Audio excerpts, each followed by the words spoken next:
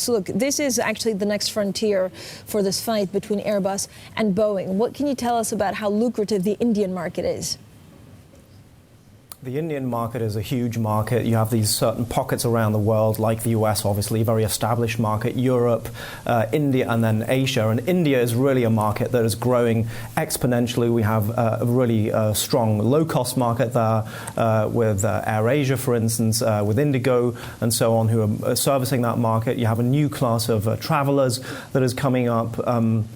First-time sort of leisure travelers. So that's really a market that both Airbus and Boeing have to win. They have to tap that. And what we're seeing now is that Boeing is actually taking some orders away from Airbus, particularly in the wide-body market. That's traditionally one of Boeing's strengths. They have the Dreamliner, they have the 777, and Airbus has tried to push harder into that market. And it looks, from what we're hearing from people familiar, that Boeing has taken an order away from Airbus for a 330, and that's going to Boeing instead.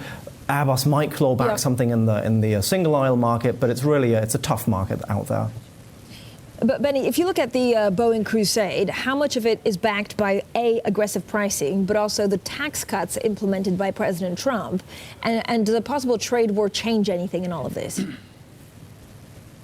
Yeah, so Boeing really is sort of the darling of the Trump administration. If you look at the Boeing stock price last year alone, they almost doubled, and Airbus had a decent year, but nowhere near that good. And there's a lot of optimism as the biggest exporter of goods from the US that Boeing will benefit from the Trump administration. But as you say, the trade war is looming. That's a powerful tool for countries like China to use. They are a huge buyer of Boeing aircraft, and if they don't like what's happening in Washington, they might use that as a weapon to turn around and say, you know what, there is Airbus out there, they produce the planes out here in China, we might go to them instead.